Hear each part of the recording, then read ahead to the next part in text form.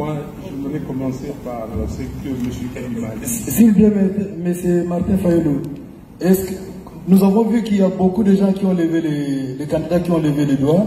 Est-ce qu'on peut établir le principe, nous ne sommes pas le CESAC, est-ce qu'on peut aller par exemple, 3 minutes ou 5? Je vais vous poser des questions liées à la CENI, je ne vais pas aller ailleurs. Merci. Mais je vais commencer par dire, Père, pardonne M. Kadima et les membres de la CENI pour leur volonté de mener un processus électoral opaque.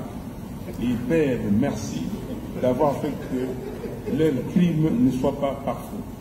Je vais commencer par là, parce que nous sommes venus ici, comme dit Augustin Matata, par politesse. Ce n'est pas ça ce que nous avons demandé. On vous a demandé une réunion entre les candidats présidents de la République et la CENI pour se fixer, se convenir des règles du jeu.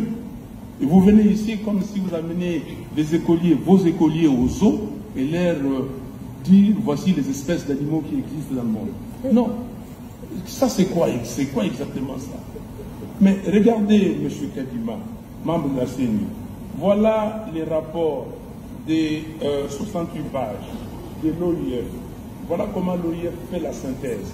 En 3 lignes, on dit ceci: un fichier électoral inclusif, c'est le fichier de 2018, exhaustif et actualisé, mais perfectible, et donc nécessitant des améliorations ayant fait l'objet des recommandations à court et moyen terme en vue notamment de son affichage provisoire pour permettre d'aboutir à des listes électorales définitives conformément à la loi.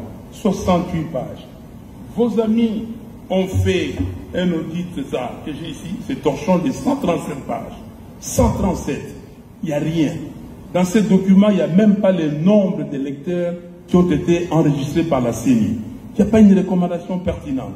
La recommandation qu'ils ont donnée, veillez donner aux candidats, aux candidats présidents de la République une liste expurgée pour, monter la confiance. Et vous ne l'avez pas fait. Vous ne l'avez pas fait. Le 30 juin, vous nous avez dit que vos auditeurs ont demandé de donner des listes. Je vous avais dit que c'était une exigence légale. Allez consulter les articles 6 et 8 de la loi électorale. Donc, nous sommes là, nous sommes venus ici, et vous nous présentez cela. Vous dites ici que vous avez dépensé déjà 800 ou reçu 800 millions de dollars, et au total, vous allez en recevoir 1,1 milliard pour ces pays où les gens souffrent. Il y a 27 millions de Congolais qui cherchent à manger. On cherche de l'argent, on ne trouve pas. Vous dépensez de l'argent pour faire des atlas. Ici, je ne sais pas quel marché, qui a gagné ces marchés, et venir ici nous présenter ces documents. Monsieur Kadima, les fichiers électoraux, c'est l'essentiel, c'est la base des élections. La question que je vous pose, est-ce que nous irons aux élections avec 43 955 181 électeurs ou comment? Pourquoi je pose cette question? Aujourd'hui, vous avez recommencé le processus d'enrôlement des électeurs. Il y a des gens qui vont pour se faire délivrer des duplicata, ils arrivent là-bas, ils ne trouvent pas leur nom. J'ai fait l'expérience même ici chez vous. J'ai envoyé 10 cartes d'électeurs, parce qu'on peut le faire ici. J'ai reçu 4 où on a trouvé les noms. Et les autres, on n'a pas retrouvé les noms. Et à la cité, quand on ne retrouve pas les noms, on demande à ces requérants de remplir une nouvelle fiche. Donc, ça devient un nouvel électeur. Nous allons avec combien d'électeurs? Et qui est fou dans ces pays, dans ce monde, pour accepter d'aller dans un processus où on ne connaît pas les nombres d'électeurs? Moi, je vous ai dit, et je le répète, on vous a utilisé parce que vous êtes spécialiste d'observation électorale, vous connaissez toutes les fraudes qui existent en Afrique et vous venez ici pour proposer ces fraudes-là. Parce que l'imprimante thermique a été utilisée à dessein et vous saviez que les données, les écritures allaient disparaître. Pourquoi maintenant vous achetez des imprimantes normales? Donc, je vous pose une question. Dites-nous, à la date d'aujourd'hui, dans combien d'antennes vous avez déployé cette liste? Combien d'antennes ont déjà reçu des listes et combien d'antennes ont fiché ces listes? Et dites-nous pourquoi vous avez violé intentionnellement, délibérément, les articles 6 et 8 de la loi électorale. Franck Diongo vous a cité ces articles et je ne reviens pas. Pourquoi vous les avez violés?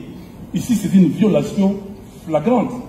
Et dites-nous, je vous donne un exemple. J'ai beaucoup d'exemples ici, il n'y a pas de temps. À Kabeya Kamwanga, il y a un centre qui avait enrôlé 959 électeurs. Mais la liste qu'on amène là-bas reprend seulement 26 électeurs. Ok? Comment vous justifiez ça? Je peux vous donner d'autres cas. Et vous venez de le dire que nous avons organisé l'enrôlement pour ne pas exclure les électeurs. Si l'épopée des cartes nous montre que c'était fait intentionnellement, et maintenant, dites-nous, dans combien de temps vos requérants ou les requérants, ceux qui veulent des duplicata, vont avoir leurs duplicata? 1. 2. Quand est-ce que maintenant vous allez publier la liste définitive? Votre présentateur tout à l'heure a dit ce qui nous intéresse, c'est 15 jours avant, on publie. Non, ce qui nous intéresse, c'est le respect scrupuleux de la loi. Déjà, vous avez violé la loi portant identification et enrôlement des électeurs dans son article 39. Parce que l'article 39 disait que vous devriez publier des listes provisoires après enrôlement d'électeurs. Vous ne l'avez pas fait. Donc, nous sommes ici, on est traînés comme ça, comme des moutons de Panurge, et nous devons aller n'importe où. Donc, ce que nous voulons, M. Kadima, vous ne pouvez pas vous tirer en bon compte comme ça avec l'argent de l'État. Vous ne pouvez pas. 1,1 milliard, c'est énorme. Nous voulons, ici, ces listes-là doivent être auditées. Nous voulons que vous nous présentiez, s'il vous plaît, les fichiers électoraux. Le fichier ne peut pas être corrompu. C'est l'élément essentiel du vote. On va aller voter comment? Donc, beaucoup de gens ici vont dans les centres, ils ne trouvent pas leur nom. Et quand est-ce que maintenant, dans moins de 40 jours, nous allons avoir ces listes? Donc, j'ai dit, s'il vous plaît, vous-même, vous l'avez dit, ce n'était pas pour exclure les électeurs, mais vous avez exclu les électeurs. Ici à Kinshasa, vous avez des écoles, même adresse, mais les noms différents. Vous avez des fois adresses, écoles différentes. Donc, qu'est-ce qui se passe réellement? Donc, vous venez ici, vous appelez les corps diplomatiques, on va dire, voilà, tout ça, on va signer les codes de conduite. Qui est fou ici pour signer un code de conduite? Vous, quel code de conduite vous signez? Nous allons nous mettre avec vous, Monsieur Kadima. Monsieur Fabio, oui. Vous exagérez un peu. Je n'exagère pas. Non, écoutez-moi. Je n'exagère pas. Vous êtes en train de donner des déclarations générales sans pouvoir être spécifique. Nous ne pouvons pas. Vous parlez en général comme si vous faisiez un discours politique. Il faut nous donner des éléments concrets. Est-ce que vous êtes sérieux? Nous avons publié la liste justement provisoire pour que les gens viennent nous montrer les défaillances. Mais vous, comme vous êtes dans un élan politique, vous êtes en train de citer des choses sans donner des détails. Non, mais je vous donne des détails, M. Kadima. Moi, je vous donne des détails, s'il vous plaît. Je n'exagère pas, je vous donne des détails. Je vous ai dit, est-ce que l'audit que j'ai montré ici, c'est pas le détail? Votre discours-là ne tient pas. Non. Vous appelez un document un torchon, oui. Et en même temps, vous recourez aux recommandations de ce document. Vous vous contredisez. Non, je ne me contredis pas, je ne recours pas. Il faut arrêter ça. Les recommandations, c'est les recommandations de l'audit de l'OIF. Et je vous ai dit que dans votre document, il n'y a aucune recommandation pertinente. Donc, s'il vous plaît, nous devons nous mettre d'accord. Vous utilisez l'argent de l'État et je vous ai donné des données précises, des éléments précis. Il faut que vous répondiez précisément. Merci. Merci.